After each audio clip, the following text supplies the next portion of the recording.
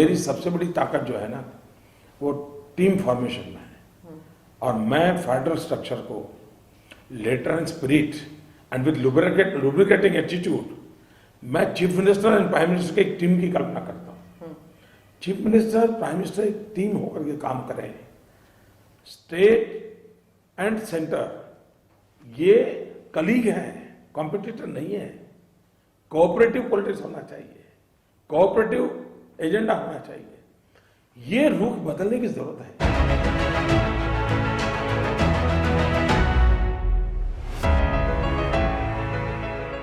പ്രധാനമന്ത്രി നരേന്ദ്രമോദി പറഞ്ഞത് വെറും വാക്കുകളല്ല. ഗുജറാത്ത് മുഖ്യമന്ത്രിയായിരുന്ന ആ 13 വർഷങ്ങളിൽ അനുഭവിച്ച വികാരമാണ് അവ. 2014 ഇന്ത്യയുടെ പ്രധാനമന്ത്രിയായി സത്യപ്രതിജ്ഞ ചെയ്ത ശേഷം പ്രധാനമന്ത്രി നരേന്ദ്രമോദി ഭരണഘടനയുടെ ഫെഡറൽ ചിന്തയെ ശരിയായ രീതിയിൽ അടിസ്ഥാനമാക്കി ടീം ഇന്ത്യയെ രൂപപ്പെടുത്താൻ ശ്രമിച്ചു.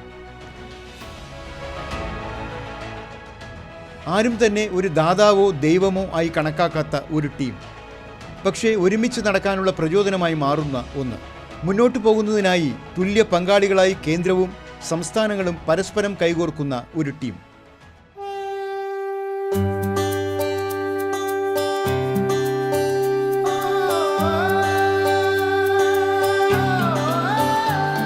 देखो आसमान में खिलकर सूरज निकल रहा है, देश का परचम अब ऊंचा उड़ रहा है, बरसों का अंधेरा रोशन हो रहा है, गरीब की रसोई से धुआं हट रहा है।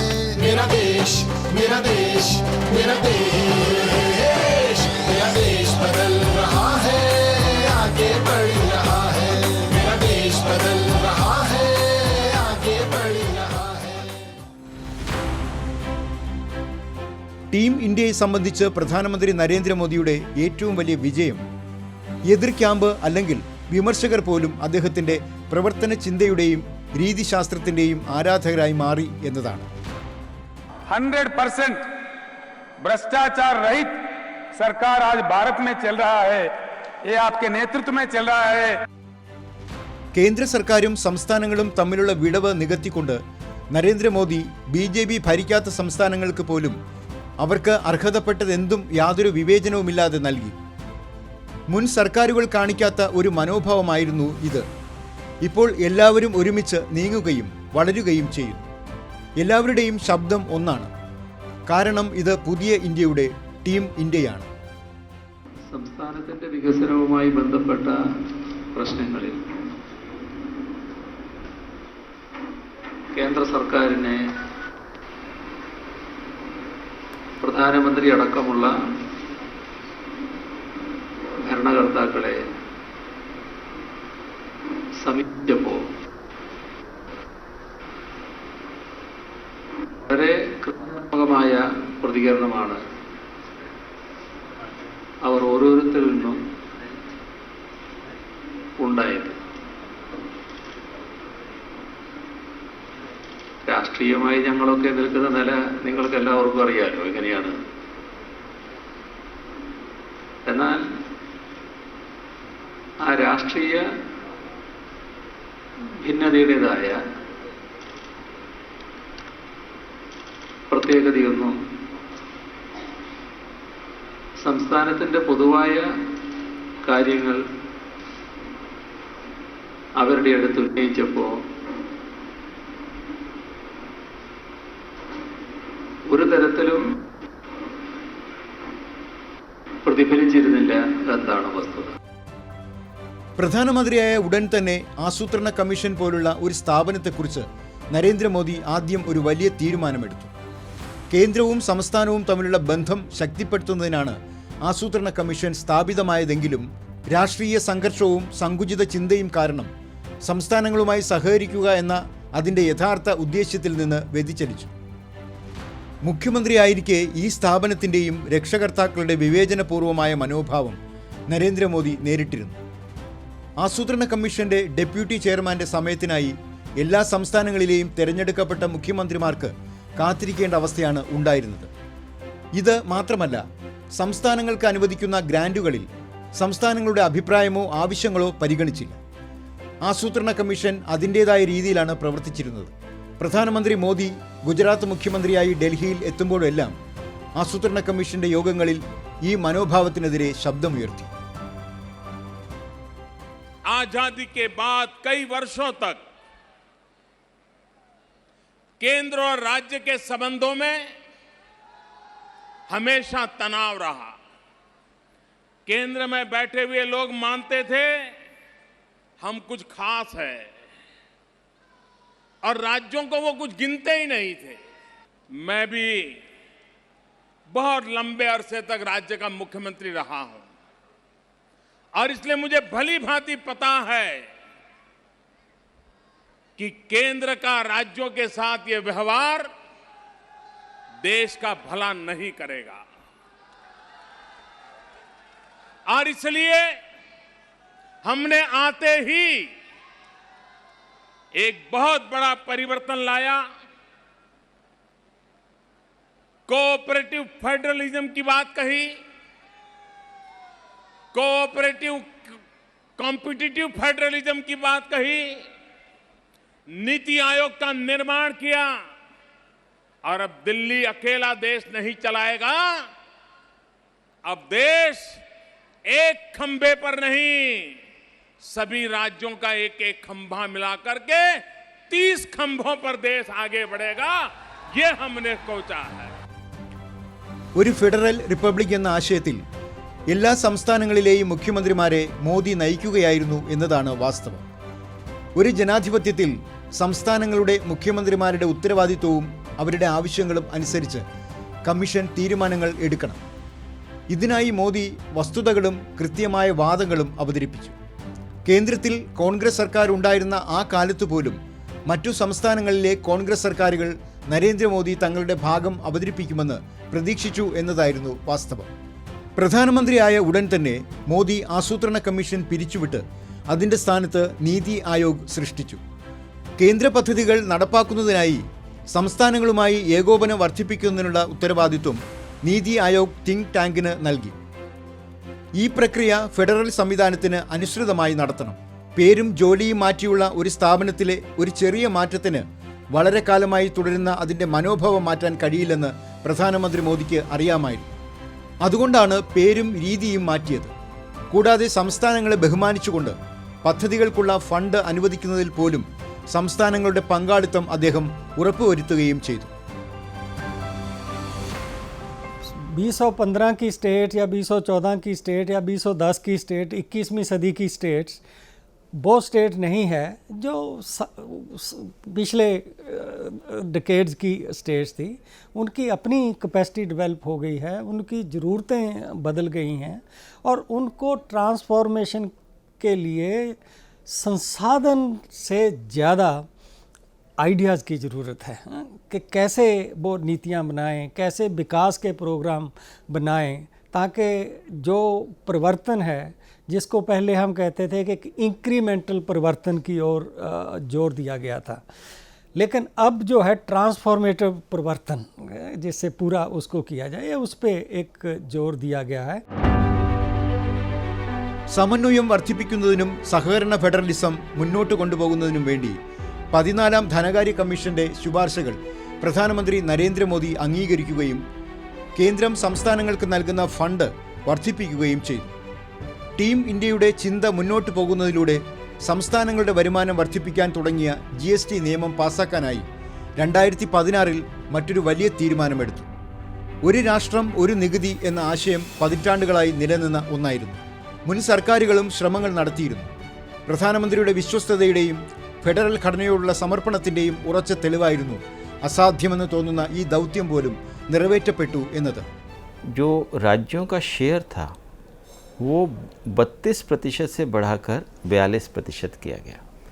ये जो इतना बड़ा बदलाव आया उसके पीछे एक मुख्य कारण था कि अभी तक मतलब उस वित्त आयोग की सिफारिशें लागू होने से पहले तक बहुत बड़ी संख्या में केंद्रीय योजनाएं हुआ करती थी और उसमें राज्य सरकारें अपना हिस्सा डालती थी और इस प्रकार से कहा तो यही जाता था, सब उसका भाव भी यही था कि लोगों को लाभ हो, जन कल्याणकारी योजनाएं बने। लेकिन हुआ ये कि आपने केंद्र में सब राज्यों के लिए योजनाएं बना दी, वन साइज़ फिट्स ऑल। कोई पहाड़ी इलाका है, कोई समतल इलाका है, कहीं गरीबी ज़्यादा है, कहीं गरीबी कम है, कहीं मौसम अलग प्रकार का है, दूसरे अलग, तो उनकी आवश्यकताएं भी अलग अलग हैं। ഒറ്റ ടീമായി രാജ്യം ഒരുമിച്ച് മുന്നേറി ലക്ഷ്യം നേടുക എന്ന മന്ത്രത്തിൽ നീങ്ങുന്നതിൻ്റെ നല്ല ഫലങ്ങൾ കാണുന്നു. സംസ്ഥാനങ്ങൾക്കിടയിൽ കൂടുതൽ സഹകരണം വർദ്ധിപ്പിക്കുന്നതിന് ബിസിനസ് എളുപ്പമാക്കുന്നതിനുള്ള ദിശയിൽ പ്രധാന നടപടികൾ സ്വീകരിച്ചു. അതായത് ഈസ് ഓഫ് ഡൂയിങ് ബിസിനസ്. ഈ പരമ്പരയിലെ ഒരു സുപ്രധാന ചുവടുവയ്പ്പാണ് ലോക ബാങ്കും വ്യവസായ നയവകുപ്പും സംയുക്തമായി പ്രസിദ്ധീകരിച്ച is of doing business ranking. സംസ്ഥാന സർക്കാരുകൾക്കിടയിൽ ഇക്കാര്യത്തിൽ മത്സര മനോഭാവം വർദ്ധിപ്പിക്കുന്നതിന് വാണിജ്യ മന്ത്രാലയത്തിൻ്റെ ഭാഗമായ പ്രൊമോഷൻ ഓഫ് ഇൻഡസ്ട്രി വകുപ്പ് സഹായിച്ചിട്ടുണ്ട്. പ്രധാനമന്ത്രിയുടെ മത്സര ഫെഡറലിസം എന്ന മനോഭാവത്തിൻ്റെ ജീവനുള്ള ഉദാഹരണമാണ് ഗുജറാത്തിലെ രാജ്കോട്ടിലുള്ള ഈ ബസ് സ്റ്റാൻഡ്. ഇതിന് ബസ് പോർട്ട് എന്നാണ് പേരിട്ടത്. സംസ്ഥാനത്തെ എല്ലാ ബസ് സ്റ്റാൻഡുകളും ആധുനിക രീതിയിൽ പുനർനിർമ്മിച്ച് വിമാനത്താവളം പോലെ സൗകര്യങ്ങളോടെ പൊതു സ്വകാര്യ പങ്കാളിത്ത മാതൃകയുടെ അടിസ്ഥാനത്തിൽ നരേന്ദ്രമോദി ബസ് സ്റ്റാൻഡ് വികസിപ്പിക്കാൻ മുൻകൈയെടുത്തു. ഷോപ്പിംഗ് മാൾ, വിശാലമായ വെയിറ്റിംഗ് ഹാൾ, യാത്രക്കാർക്കുള്ള ലഗേജ് ട്രോളി, ബസ് ടൈം ടേബിളിലുള്ള LED സ്ക്രീൻ, സുഖപ്രദമായ സീറ്റിംഗ് ക്രമീകരണം തുടങ്ങി എല്ലാ ആധുനിക യാത്രാ സൗകര്യങ്ങളും ഈ ബസ് പോർട്ടുകളിലുണ്ട്. राजकोट का बस स्टैंड बहुत ही ज़्यादा अच्छा है. एयरपोर्ट जैसी यहाँ की फैसिलिटीज़ है और यहाँ पे सिर्फ खाने पीने का ही नहीं, साफ सफाई, बैठने उठने का सब परफेक्ट है. तो यहाँ की बसेस बहुत अच्छी होती है और टाइम टू टाइम सर्विस देती है. यहाँ मैं जो खड़ी हूँ वह जगह राजकोट का ST बस स्टॉप है और ये ST बस स्टैंड किसी एयरपोर्ट से कम नहीं है. इसे आप यहाँ इतनी सुविधा मिलती है कि जैसे कि एयरपोर्ट में जो कोई सुविधा है उतनी ही सुविधा हमें यहाँ मिलती है. प्राइवेट बस की जगह मैं तो सबको यही कहूँगी कि ST की मुसाफरी करो, यहाँ एक बार आकर देखो कि यहाँ का कितनी सुविधा यहाँ आपको मिलती है. ഈ റാങ്കിംഗ് എങ്ങനെയാണ് നൽകുന്നത് എന്ന് നിങ്ങൾ മനസ്സിലാക്കണം. അതിൻ്റെ പ്രധാന മാനദണ്ഡം 340 പോയിന്റ് ബിസിനസ് പരിഷ്കരണ ആക്ഷൻ പ്ലാനും സംസ്ഥാനങ്ങൾ അത് നടപ്പിലാക്കുന്നതിൻ്റെ അളവുമാണ്. താഴ്ന്ന വരുമാനമുള്ള പല സംസ്ഥാനങ്ങളും സൂചികയിൽ തങ്ങളുടെ സ്ഥാനം മെച്ചപ്പെടുത്തിയിട്ടുണ്ടെന്ന് 2016 റാങ്കിംഗ് വ്യക്തമാക്കുന്നു. രാജ്യത്തെ പ്രമുഖനും അറിയപ്പെടുന്ന വ്യക്തിത്വവും വ്യവസായിയുമായ നാരായണമൂർത്തിയും പ്രധാനമന്ത്രി മോദിയുടെ കാഴ്ചപ്പാടിനെയും മത്സര ഫെഡറലിസം എന്ന ഈ ദൗത്യത്തെയും പ്രശംസിച്ചു. Mr. Modi has been acknowledged as one of the finest administrators in the country. There is no doubt about it. When I go to Ahmedabad and I come here, when I look at the power situation here, when I look at the quality of roads, when I look at the other infrastructure, it is very, very clear, just from the data on the ground, that this state has performed extremely well. Corona മഹാമാരിക്കെതിരെ പോരാടുന്ന കാലഘട്ടത്തിൽ രാജ്യത്തെ team ഇന്ത്യയുടെ positive വശം മുന്നിലെത്തി. ഇത് രാജ്യത്തെ ഒന്നിപ്പിച്ചു നിർത്തി. കേന്ദ്രവുമായി ഏറ്റുമുട്ടുന്ന മാനസികാവസ്ഥയിലായിരുന്ന അരവിന്ദ് കെജ്രിവാൾ പോലും മഹാമാരിയെ കൈകാര്യം ചെയ്യുന്നതിൽ സഹകരിച്ചതിന് കേന്ദ്രത്തിന് നന്ദി പറയുകയും പ്രധാനമന്ത്രിയെ പ്രശംസിക്കുകയും ചെയ്തു. മറുവശത്ത് ഒഡീഷ മുഖ്യമന്ത്രി നവീൻ പട്നായിക്കും പ്രധാനമന്ത്രിയുടെ സഹായത്തിന് ആവർത്തിച്ച് നന്ദി പറഞ്ഞു. കക്ഷി രാഷ്ട്രീയത്തിന് ഉപരിയായി ഉയർന്നുവന്ന് ടീം ഇന്ത്യയ്ക്കായും ഫെഡറൽ റിപ്പബ്ലിക്കിനായും രാജ്യത്തിനു വേണ്ടി പ്രവർത്തിക്കുന്ന മോദിയുടെ ശൈലിയുടെ മികച്ച ഉദാഹരണമായിരുന്നു ഇത്. രാജ്യം മുഴുവൻ ഭക്ഷ്യധാന്യങ്ങൾ വിതരണം ചെയ്യുന്ന കാര്യത്തിൽ കേവലം സംസാരം മാത്രമല്ല, ഒരു വലിയ നാഴികക്കല്ല് തന്നെ സ്ഥാപിക്കപ്പെട്ടു.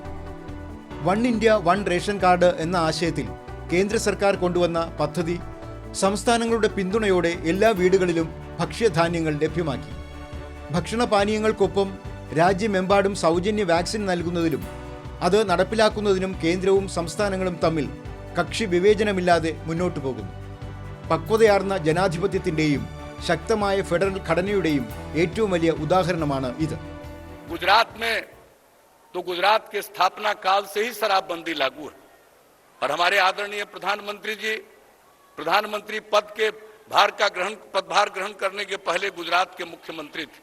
अनेकों वर्षों तक 12 वर्षों तक वहां के मुख्यमंत्री रहे और उन्होंने भी मजबूती से शराबबंदी को लागू किए रखा। मैं समझता हूं कि आज के इस अवसर पर हम अपने आप को समर्पित करें। जब हमारा समाज शराब मुक्त होगा, नशा मुक्त होगा, तो बिहार और देश नई ऊंचाइयों की ओर जाएगा और आगे तरक्की करेगा। ഈ നടപടികൾക്കൊപ്പം രാജ്യത്ത് നടക്കുന്ന സ്വച്ഛ് ഭാരത് അഭിയാൻ ടീം ഇന്ത്യയുടെ മത്സരാധിഷ്ഠിത ഫെഡറലിസത്തിന്റെ ഏറ്റവും വലിയ പ്രതീകമായി മാറി. ജനങ്ങളുമായി ബന്ധമില്ലാത്തിടത്തോളം കാലം ഒരു പ്രശ്നവും പരിഹരിക്കാൻ സാധ്യമല്ല എന്ന് പ്രധാനമന്ത്രി മോദി വ്യക്തമായി വിശ്വസിക്കുന്നു. ഒരു ബഹുജന പ്രസ്ഥാനമായി മാറാതെ ഒരു ദൗത്യവും വിജയിക്കില്ല എന്നാണ് അതിൻ്റെ അർത്ഥം. റോഡിൽ മാലിന്യങ്ങൾ പരത്തുന്നതിൽ നിന്ന് മുതിർന്നവരെ സ്കൂളുകളിലെ കുട്ടികൾ പോലും തടഞ്ഞു എന്നതിൽ നിന്ന് സ്വച്ഛ് ഭാരത് അഭിയാൻ സൃഷ്ടിച്ച മാറ്റത്തിൻ്റെ തിളക്കം കാണാം. അത്തരം ഫെഡറൽ മൂല്യങ്ങൾ കൊണ്ട് രാജ്യം വൃത്തിയായി കാണാൻ മാത്രമല്ല, വൃത്തിയുള്ള ഒരു അന്തരീക്ഷം സൃഷ്ടിക്കുവാനും കഴിയും എന്ന് വ്യക്തമാണ്. रेलवे में ब्रिज बन गया है, लेकिन दोनों तरफ कनेक्टिविटी नहीं। 2-2 साल ऐसे लटकता पड़ा है ब्रिज। कभी दोनों और कनेक्टिविटी बनी है, ब्रिज नहीं बन रहा है। क्यों? तो या तो वो सरकार हमें पसंद नहीं है, या डिपार्टमेंट दूसरे डिपार्टमेंट की सुनता नहीं है। साइलों में काम चलता है, सैकड़ों प्रोजेक्ट। इतना ही नहीं, एक गांव में रेल जाती है, अब गांव में धीरे धीरे रेल की उस तरफ बस्ती बनने लग गई। अब पीने का पानी ले जाने की पाइप डालनी है, रेल वाले हट जाते हैं। 2-2 साल तक पाइप ले जाने की परमिशन नहीं देते थे। मुझे बताइए भाई, उसका क्या गुनाह? सरकार किसी की भी हो भाई, लेकिन उस गांव वाले का क्या गुनाह कि जो रेल के नीचे पाइप ले जाकर के बेचारे को दूसरी ओर पानी देना नहीं देते थे। हमने सरकार में आकर के पहला हुक्म मैंने किया कि ये जो इतनी चीजें उसको क्लियर करो, और मैं आज गर्व से कहता हूं हमने सबको क्लियर कर दिया। എല്ലാ സംസ്ഥാനങ്ങളും ഒരുമിച്ച് വികസിക്കുമ്പോൾ മാത്രമേ ഇന്ത്യ വികസിക്കൂ എന്ന് പ്രധാനമന്ത്രി മോദി കൃത്യമായി നിരീക്ഷിക്കുന്നു. വോക്കൽ ഫോർ ലോക്കൽ എന്ന മോദിയുടെ മുദ്രാവാക്യം പ്രാദേശികതയെക്കുറിച്ചുള്ള ദൃഢനിശ്ചയം തന്നെയാണ്. രാജ്യത്തെ എല്ലാ നഗരങ്ങളെയും പട്ടണങ്ങളെയും ഗ്രാമങ്ങളെയും കുറിച്ച് അതിൽ സംസാരിക്കുന്നു. വ്യക്തമായും ഇതെല്ലാം വ്യത്യസ്ത സംസ്ഥാനങ്ങൾക്കുള്ളിലാണ്. അതുകൊണ്ടാണ് കേന്ദ്രത്തിൽ നിന്ന് സംസ്ഥാനങ്ങൾക്ക് എല്ലാവിധ സഹായങ്ങളും നൽകിക്കൊണ്ടും നയങ്ങൾ രൂപീകരിച്ചുകൊണ്ടും വികസിതവും പരിഷ്കൃതവുമായ ഒരു സമൂഹത്തിൻ്റെ മുഖമുദ്രയായ അവസാന തട്ടിലെ പൗരനെയും ശാക്തീകരിക്കുക എന്ന ദിശയിലേക്ക് സർക്കാരുകൾ മുന്നോട്ടു പോകുന്നത്. പ്രധാനമന്ത്രി നരേന്ദ്രമോദിയുടെ നേതൃത്വത്തിൽ രാജ്യം ആ ദിശയിലേക്കുള്ള പാത പിന്തുടരുന്നു. എന്നിരുന്നാലും ഇത് യാത്രയുടെ തുടക്കം മാത്രമാണ്. ഈ സാർത്ഥവാഹക സംഘം ഇനിയും വലുതാകാൻ ഇരിക്കുന്നതേ ഉള്ളൂ. ഈ കൂട്ടായ യാത്രയെ മുന്നോട്ട് കൊണ്ടുപോകാൻ പ്രധാനമന്ത്രി മോദി കേന്ദ്ര തലത്തിൽ സഹകരണ മന്ത്രാലയം സ്ഥാപിച്ചു. സഹകരണ ബാങ്കുകളോട് ബന്ധപ്പെട്ടോ സഹകരണ പ്രസ്ഥാനങ്ങൾ പ്രവർത്തിക്കുന്ന മേഖലകളിൽ തൊഴിൽ എടുക്കുന്നവരോ ഉപജീവനമാർഗം നയിക്കുന്നവരോ ആയ കോടിക്കണക്കിന് ജനങ്ങൾ ഈ ദേശത്തുണ്ട്. പക്ഷേ ഇത്രയും നാൾ അത് ഒരിക്കലും ശ്രദ്ധിക്കപ്പെട്ടിരുന്നില്ല. ഇപ്പോൾ ഒരു സഹകരണ മന്ത്രിസഭ തന്നെ സൃഷ്ടിച്ച് മോദി മറ്റൊരു വലിയ നാഴികക്കല്ല് സ്ഥാപിച്ചിരിക്കുന്നു. സ്ത്രീ ശാക്തീകരണവും സ്വാശ്രയത്വവും സഹകരണ പ്രസ്ഥാനവുമായി ബന്ധപ്പെട്ടിരിക്കുന്നു. സർക്കാർ കണക്കുകൾ പ്രകാരം രാജ്യത്തെ 400 ദശലക്ഷം ആളുകൾ സഹകരണ സംഘങ്ങളുമായി നേരിട്ടോ അല്ലാതെയോ ബന്ധപ്പെട്ടിരിക്കുന്നു. ഉറപ്പായും ഇത് സംസ്ഥാനങ്ങളെയും അവിടങ്ങളിലെ നിവാസികളെയും ശക്തിപ്പെടുത്തും. സബ്കാ സാത്ത്, സബ്കാ വികാസ്, സബ്കാ വിശ്വാസ്, സബ്കാ പ്രയാസ് ടീം ഇന്ത്യയിലൂടെ പ്രധാനമന്ത്രി ഇത് യാഥാർത്ഥ്യമാക്കി. പടിപടിയായി രാജ്യത്തെ വികസനത്തിൻ്റെ പുതിയ ഉയരങ്ങളിലേക്ക് കൊണ്ടുപോകാനുള്ള ദൃഢനിശ്ചയം തന്നെയാണ് പ്രധാനമന്ത്രി നരേന്ദ്രമോദിയെ വ്യതിരക്തനാക്കുന്നത്. सफर में धूप तो होगी, जो चल सको तो चलो, सभी है भीड़ में, तुम भी निकल सको तो चलो।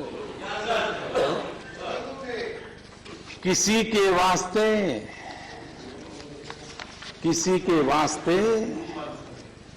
राहें कहां बदलती है,